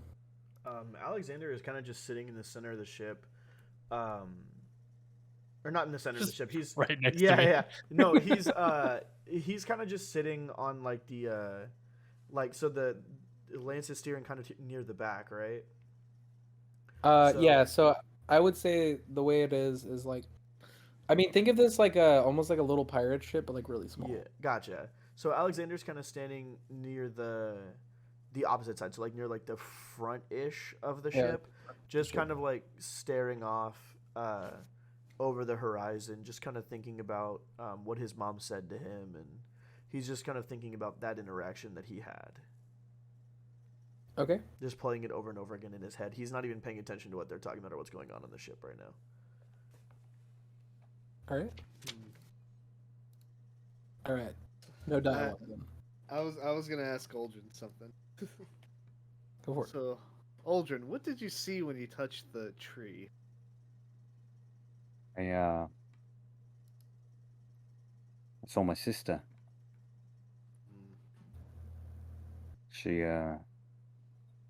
She told me that the Golodkoi provides effectively an afterlife. You get all of the knowledge you could possibly want, and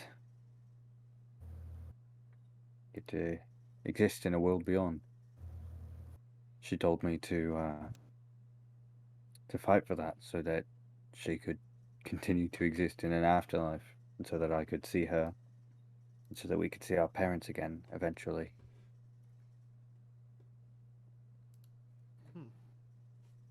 That's Yeah, it sure was something.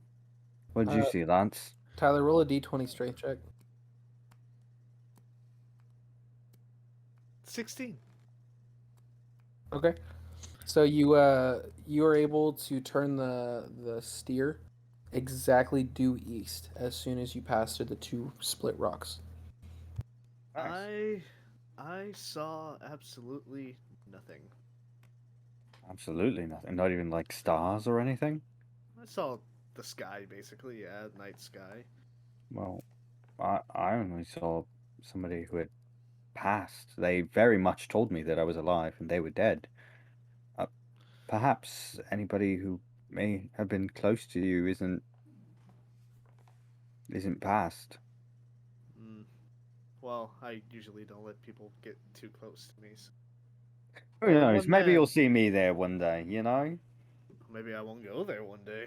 Well, mate. Well, shit. If we fuck up, we're sure not going there. I don't know. I am a. Yeah, there's probably a bad place to go for bad people. I don't know. I The might Lord end up Clay seems there. pretty accepting. They're actively telling us to kind of kill for them, so I'd hope that they're okay with it. Be pretty hypocritical, you know. Like a crusader, you know. It's like a crusader where it's like, don't kill anybody, and then they're like, well, except go kill for us, but don't kill on you. You get what I'm saying? We're kind of in Yeah. that boat right now,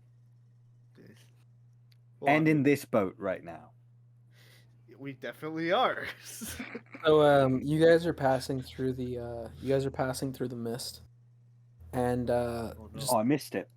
and then the sink ships. You guys die, and I'm going home. So you guys are passing through the mist, and then You are home.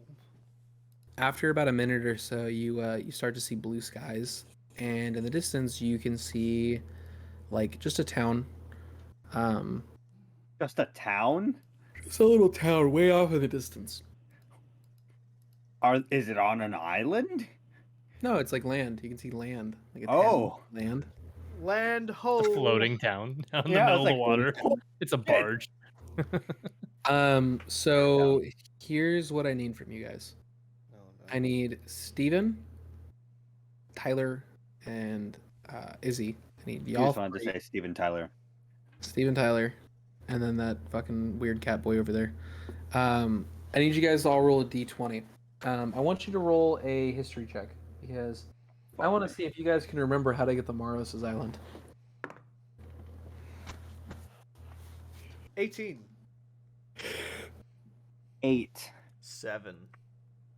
I guess I'm the Tyler. only one that fucking remembers. You're the Right. Hey, real quick, just a quick meta thing. What's your intelligence modifier? +2. Mine is -1. Mine's +2. I'm just not rolling well. -1, just like IRL. Yeah. Yeah. I finally got a 1 for my strength because when we leveled up, I was able to put points into something, and I was like, "Fuck it, I'm putting it in only 0." Do you guys want to stop in the town before you start this big trip, or do you want to just go for it? We could. You guys want to stop here? I'm ready to just go for it. Just go for it. How about mean- you, Alex? Just go. Go. I mean, as long as you remember how to get there. 10 men. I do. Do you want to I stop do. in town? What's in town? I don't know. I don't know either. Townsfolk. Townsfolk. Let's go to town. Well, yeah. the robot All wants right, to go pull to over. town. Robot wants to go to town. Alright. We're going to McDonald's. Who's the nearest to We me? got McDonald's at home. I would say the nearest to you would be Alexander. Yeah. Perfect. Who's the townsfolk? Oh boy. What? Oh no, I know this character. Is this a person we're meeting? Oh, sorry. So townsfolk are just a general name of like people that live in a town. So folk is another word for people or residents, and then town is a place where these residents live. So townsfolk are people that live in a town. Wow, language has really evolved over the years. What? Not like you would We just remember. called them peasants. That's also a name for them, yeah. But it's disrespectful, and I wouldn't use it if you don't have Noted. to. Noted. Wait, so this is just Marches like in. a little Hello, town, peasants. like just floating in the middle of the water? No. No. It's like a little beach town. There's land. What are you chewing on, Is Jordan? this More like an island. Hold on. This isn't this isn't where I'm from, right? No, not yet. Okay, cool. Cool. No. All right, cool. No. Cool. So I will say, after talking to Alexander, right? Mhm. I don't think I care as much to go to town anymore. We're already parking the giant boat. Yeah. You're But it totally reverse, not. Harry. You're still like a Shoot. mile and a half out. We haven't even moved. It's too late. Don't even try. It's Listen, over. guys, if the robot doesn't need to go there, The I'm sorry, I robot keep wants saying to that. go to town. I keep saying that. Belrun. If Belrun does not want to go there, then let's just go. I mean, The steampunk Tin Belrun- Man wants to go to town. Belrun, Yes. do you need to eat? I have never required to eat, sleep, or anything else human-like. Well, that's fucking terrifying. How do you need any sustenance? Sustenance? Sustenance, yes. Like, do you ever get tired? Horny. I That too. That's a great I, question, Holden. I will occasionally put a coin in my mouth and let it clink around, but no, I have never tasted or ate anything. I have no need to. When he says that he puts a coin in his mouth, Alexander kind of looks at him, chuckles a bit, and in his head goes, "I think I do like this guy. I think this guy's kind of cool." No. Alexander So I'm pulls getting- out the coin that he was flipping earlier, just reaches it over and tries to put it in Belrin's mouth. I will let him, and then you hear it fall like one of those coin machines where it just tink tink tink tink tink tink tink. And then Alexander like opens his like little stomach armor and pulls the coin back out and puts it You down. hear it hit like a pile of change in his stomach. Oh, Alexander's gonna reach in and pull out like 10 gold. Oh no, you can't get in there. There's Yeah, no I'm way to getting in get there. in. I'm getting in there. You just It's gave fine, him man. 1 gold. I didn't have gold. Jokes on you, bitch. It was a bronze. Get fucked. All right, I'll Get add it to my fucked. inventory. Yeah, add 1 bronze to your inventory. Was it a? Yeah, it was a. Did you mean yeah. copper? Yeah, it's a copper. All right. I just love I the added idea of it. him walking around, and he just makes like the sound of like if you have like a change in a bag, every time he Yeah. takes a step. And then one day you guys finally bust them open, and he's got No, like it's- fucking $1 million in there. It's like that Literally a piggy episode of Futurama where Bender like emptied a coin bake into his stomach. Yeah. He just shook it around. It's like that. It's like that episode when Family Guy, when Peter ate a bunch of pennies. Oh god. Yeah. Oh my god. Oh Yes, my yeah, like god. that, just a robot. Alright. Now Anyway, that, so we're not They going to were go to the nickels. village. we're not going to the village now. Okay. Let's It's been not deemed go to the unnecessary. village. So Aldrin, I don't know how I feel about the robot man. I feel pretty good about it. You see the way he ate that coin? He stole. Why don't you like me, copper. Barnacle Boy? I'm not Barnacle Boy. You are Barnacle Boy. You. That's what he called you. You may be the person driving the Lance. boat. Lance? Lance. Isn't that the other guy's name? That is the From other the guy's name. place- His name is Barnacle Boy. He's being No, difficult. it is Lance. Hey Jay, Well, roll lance is also a weapon. roll a in case- d20 in to case you need see to if you believe that his name Nat is 1. Boy. You his name is Lance. You don't believe these other 2 guys. Wait, Nat Okay. 1. You Wouldn't he actually- believe us on a Nat 1? No, because What? Tyler's the Because one. at first it It's was the you least guys funny saying outcome. Barnacle Come Boy. on. No. So now, Yeah, come on, dude. you for some reason like don't believe anything that Alexander or Oldron tell you. I feel like they're kind of fucking with you. Sad, dude. I don't like the Tin Man anymore. Yeah. He's not fun How do you- anymore. I guess we're not stopping. Okay. Can No, you I guys- roll a at this point- perception check to see how close we are to Agramara's island? Well, you wouldn't necessarily be able to roll a because you unless you've like sailed rolled the a 7 10. seas. Yeah, you don't really know. Okay, cool. I'm the Um, only one that remembers to get there. Tyler, Oh, because you're good shot, you know that you guys are probably like at least like a 6-7 hour sail away. You're not too far. We're a good while away, guys. Sure, you guys don't want to stop anywhere. So you more time guys, we waste. you guys are sailing, and after a cute little montage of everybody joking and having fun and bonding, Four of On us. the- 4 of us. all four of you, All 4 of us. Yep. all four of you, and the robot, and the robot, His and laugh is more of like a static buzz. Yeah. That's not Ow. a buzz I in don't the think slightest. I don't think It's that's gonna static. come out well in the recording. You definitely got static, no buzz. it sounds. He laughs like a vibrator. He just goes, bzzz. I'll get it down one day, guys. Don't worry. So you guys kind of sail up to I believe in you. the island of Agramara. You see the giant statue, and you see some smoke coming out of. You guys see smoke coming out of Maros's little cabin that's up there. Pog. Oh, we're almost there, guys. About the About how get far out land. would you say we are from like being able to being able to dock, I suppose. You can dock right now. We can dock right now. You can get docked up, dog. It's dock time, dog. You We docking? docking? Yeah, we're docking. Alright, so you Oh, guys we're dock- docking on a side of the island that doesn't have fucking eggs. Okay. Doesn't matter. We killed the king. He killed the whole fucking king. But wasn't there another Nope. rival? No, Because no. that isn't that the reason why he was somewhere else, and he Well- said they got pushed back by something else. Hmm, I remember that. Mm-hmm. So I there's don't. more frogs. That's the thing. What if it's another frog thing? You make a Alright, good so you- point, and you're captaining right now. So go ahead and park us not on eggs.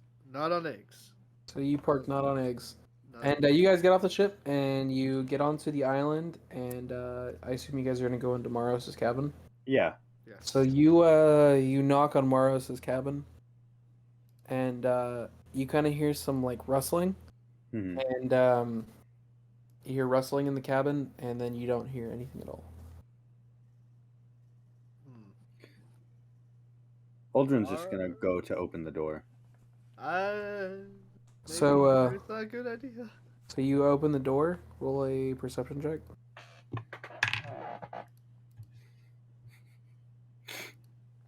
Oh no. I think you mean, oh yes, Oh. nat 1, baby. Oh.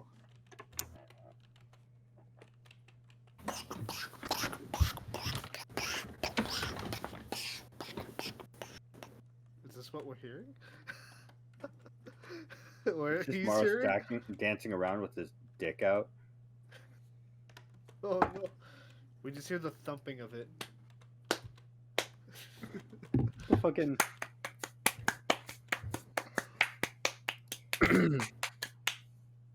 You hear ping, and you see Uldron in front of you get knocked the fuck out by Maros holding a frying pan. Uldron, you take 8 damage. 8? 8. Holy shit. Right to the front of the face, knocked the fuck out. And Maros, as soon as he knocks, he goes, "Oh, I thought you guys were someone else." Who? Maros, how have you been, old friend? And I just step over Uldrin's like lifeless ass body and walk in the house. Well, Belrin, can you pick him up, please? No. roll 20. Okay. Cool. I'll help him up. He's knocked out. You are knocked out. Oh fuck. Okay, I'll You're pick asleep. him up. So Maros, you could tell, is like really badly beat up. He has his left arm in a sling. His face is all bruised. He looks like he's missing a couple teeth. It's like not good, my friend. But well, What happened? well, the Bullywog King Oh, kind of did this to me. we The killed new him. one. Oh, the one that you guys got me in a heap of trouble with. Well, he's dead. So You killed him? yeah, we Yeah. melted him in a pit of fire. He looks down at the frying Yeah. pan in his hand, and he looks at Uldron on the floor, and he goes, "A little bit of me doesn't believe that." Can I roll a persuasion check because we did do it, and then can I have advantage because we did do it? Yeah. I'll give you. Go for it. I'm also gonna cast Cure Wounds on him. Okay. That's a persuasion. That's a 23. Okay. Yeah. He's like, oh, that's good. He casts Cure Wounds on you. You kind of like wake up. You're fucking No. On Amara. on Maros, yes. Yeah. So okay, you cast Cure Wounds on him. He heals 11. Okay. And then at that point, you see like a little bruise on his face kind of go away, and he's able to like take his arm out of the sling, and he's like, "Thank you, Machine Man." His name is Yeah, Belrin. Belrin. Or his nickname is Tin Man. Actually, my nickname is Bell. His nickname is Tin Man. Don't listen to the Tin Man. He doesn't know what He he's kind of talking looks. He's about. like, "You didn't heal me, so I'm gonna listen to Mr. Bell here." All right, whatever. Mr. Bell, my fellow friends, he kind of kicks Oldron a little bit, not hard, but like a little tap. Roll a Constitution check. Higher than a 13, you wake up. Cool. That's a. What's my constitution? It's a +0, so 15. Okay, so yeah, you just kind of like wake up. I don't know why I did all the numbers This is for 15. I was Your like, nose is broken. +0? As soon as you sit up, Moros grabs your nose and just and puts it right back in place. Oh! Oh! Fucking hell. I can help with that too. And I just touch him and heal him 2. It's That's just roll. it's just enough that his nose hurts a tiny bit less. Wait, how much? You lost 8 damage. I'm Yeah. gonna go ahead and Alexander pulls him up, and as he pulls him up, he goes, "Stand still," and he puts his hand over the center of his of Uldren's face and uses 6 of my lay on pull, or my lay on hands Sick. pool, Lay on Thanks. pole? Shut up. Okay. my lay Puts on his hands pool Puts to his- heal him up. He goes, "Oh my god, you have cancer," and then slams his hand in his face. No, he picks him up and he goes, "Hold still." He puts it there, and then like a little bit of a soft red glow goes over his face, and then his nose and everything, all the bruising's gone. He's completely healed. Moros kind of looks at you and goes, You. "Sorry about that, old friend, but never just walk into someone's house who lives on the middle of an island." That's probably good advice. Morris, we need to talk to you. Well, I assume you didn't come here for nothing. While we would love to chat and just come here to spend time with you, No, you wouldn't. We would, but I don't know about Lance, but we need to speak to you about Agramara. Is there any way you know that we can contact her? Speak I mean, to her. you want to speak to a god, and I mean, you could pray. I said the same thing, and they said that we should talk to you first. I said we should talk to you and then go to the temple and pray. Well, the problem is it's only a god will only talk to you if they want to be talked to. That's true. So I mean, if Agramara is going to respond to you, I mean, like, what do you need from Agramara? Is there something I can help you with? There's nothing we can fill you in on at the moment, but we just need to speak to Agramara herself if we can. Oh, okay, yeah, just go ahead and use my temple without even telling me what it's for. It's fine, I guess. It's safer for you to not know, Moros. Trust me, please. All right, whatever. And he gets up and he walks in and he's like, "All right, come with me."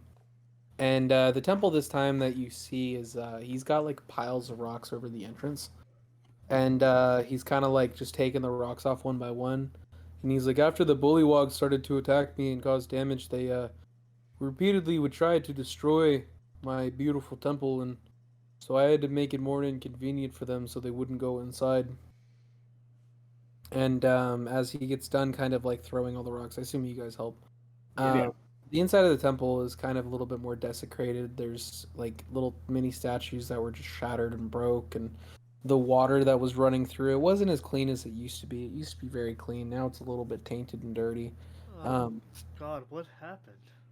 Well, the bullywogs came through and they tried to destroy my temple. They tried to chase me out, but unfortunately, I'd rather die than leave this island.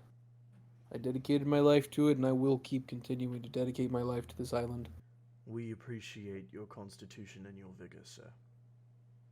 Yeah, Same.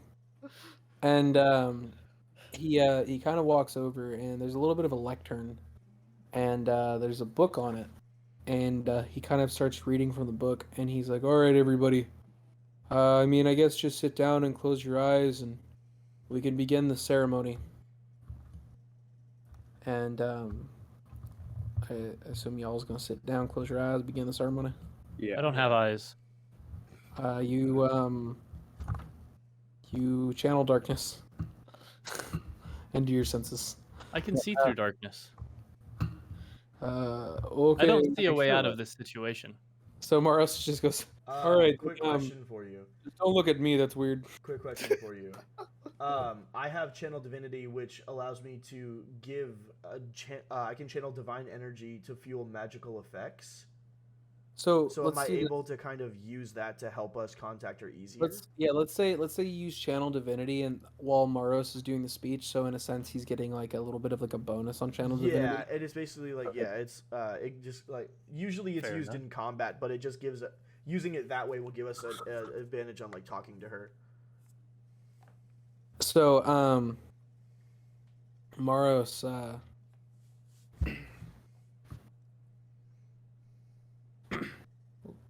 pause. There we go. Okay, 3, 2, 1. So Maros is standing at the lectern, and there is a almost like a human-sized Agrimara statue. And you guys, so Maros is standing behind the lectern. You guys are all sitting in front of the lectern, and in front of the lectern, there is a human-sized, I'd say about 6 foot tall Agrimar statue of a lady wearing a long cloak, and you can't really make out the details of her face. And Maros opens up a book, and he starts reading from it. And it's words that just don't make any sense to you guys. It sounds like a language that he's never spoken before. And then he starts speaking common, and he says, "Agrimara, please bless us, and please give us your presence. Agrimara, please bring us your presence. Agrimara, please bring us your presence." And in that moment, you see a woman appear in the room with you. And she looks over and she says, "Maros, boys, I am in trouble. I need you to help me. He's Where are found you? me. Margarin found me. He's back. You need to keep them. You need to help save the Glad Koi. My soul is yours to give to the Glad Koi, but first you must find it. Maros, tell them where they can find my soul. Maros." And Maros looks. He goes, "Yes, Agrimara, I will tell them." Maros, Agrimara, what can we do? Maros goes, "It's too late. Margaret's found me." And you see what appears to be some type of like flaming claw slash at her, the same way that you've seen slash marks through the Galad Koi. And in that moment, the room turns almost red. And Oh shit. you see Agrimara disappear in a puff of smoke. And as the smoke dissipates, you see a tiefling. And he's got long, slicked back hair. And he has goat legs, but like very like pointed and straight and proper. And he's wearing a full suit, and he has horns that are pulled back. He's got dark gray skin, red eyes with gold in them. And he smiles and he says, "Hello, boys. Alexander. It's nice to finally meet you. In person this time." Alexander stands up and pulls out his longsword. Endgame.